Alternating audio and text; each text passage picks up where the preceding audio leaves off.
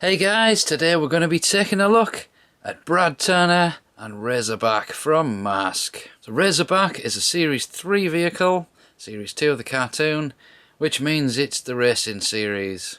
And Brad Turner, as you all know I'm sure, was the driver of Condor, the famous little green motorcycle that everyone had back in the 80s. This vehicle, however, came along a couple of years later, and I'm willing to bet not everyone had this back in the 80s, because it's a bugger to find this one now. It has quite a few delicate parts, and also with it being white, it's a pain in the backside trying to get one that isn't yellowed. So this is the Brad Turner figure that comes with Razorback, and this is his mask. This is Eclipse mask.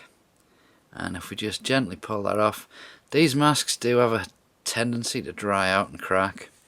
And we can see there under the mask he has his shades on, so there's something to look for straight away. Paint wear on the shades is going to happen with these M.A.S.K figures. He's pretty much just like all the other ones really, same articulation. He's got a lot of paint on him. A lot of these M.A.S.K figures were really simple, but this one's got loads of different stuff going on. He looks pretty good. And if we want to put him in Razorback, we have to flip this little bit there. And you can see in there, that's his little cockpit. No doors on this one because of the way it transforms.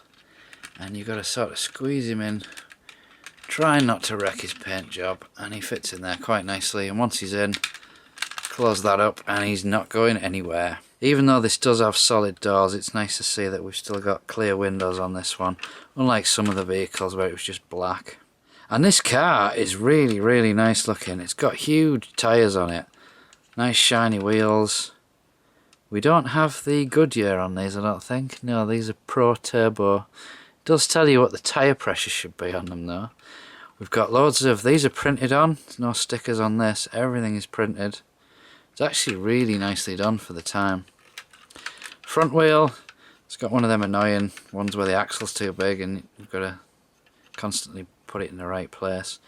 It does look a bit wonky at the front, the way it all clips together, and then you've got this gap there where the missile is. But other than that, it's pretty nice. Underneath, no giveaways really, that's pretty good, pretty clean. On the back you've got this little window that you can push down, and inside there is a little gun which is just clipped in there. You can leave that open, you can have it in vehicle mode, whatever you want to do. So the button on this took me ages to find out. I'm looking under here and pressing all these things. It's actually there. Now the way this works, when you push the button, it's going to flip apart from underneath. What you don't want to do is push it down while it's there, because that's going to cause excess pressure on the springs and it's going to eventually break. The best way to do it is to lift the vehicle up, hold it in the middle and press the button down. And as you can see, that fires with some force, everything flips out and it forms this bizarre vehicle. Never really understood the point of this other than doing the old comedy gag of it going whoop and a car going through there. It's just very, very odd. To finish the transformation, we need to fold these doors down. Now this is tricky. You've got a tiny tab that holds it together. You've got two tiny little tabs that hold it on. And within there is a little gun that's on another tiny little fragile tab that's likely to break. So you've got to unclip it there. Don't push it any further than that because you're going to snap these pegs off. This gun, look how fragile that clip is there. That flips around like that. There's also in there, there's a button there which fires this missile. We'll do that in a minute. Let's get the other side open. I really don't like doing these. It's a shame they're not like automatic launching. So you undo that gently and just bring that over. So things to look for on this mode obviously is these guns, because they're so stupidly fragile. They ain't going to last 5 minutes, especially with a kid playing with it. And you can see it's a bit limp with the springs.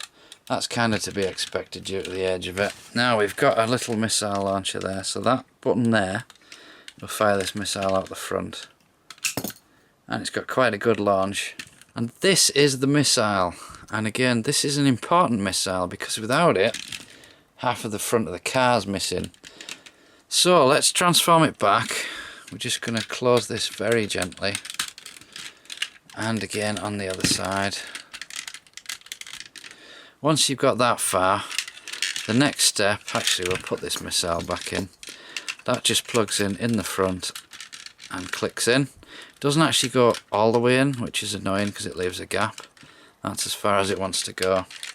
So underneath, we've got to flip these wheels underneath, but they don't hold until you bring this up and click it. There's a little tab there that clicks into that. So you've got to bring it up and click it. Once it's locked, it'll stay put.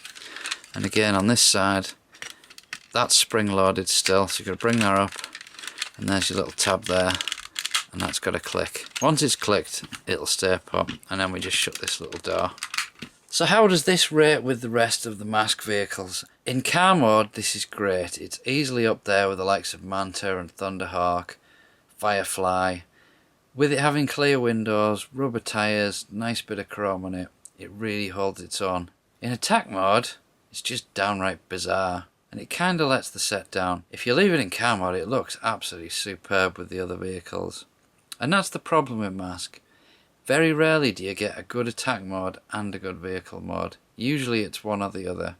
Something like Switchblade is perfect in both modes, but that's a rarity. But this one, it's not bad for Series 3. I'd say it was one of the better ones. This and Manta are probably the best cars from Series 3. So I like this one, and it can be pretty pricey to track this one down. It's taken me years to find one that wasn't stupidly expensive. So this has been Luke with Razorback, with Brad Turner and Eclipse M.A.S.K from M.A.S.K. Thanks for watching.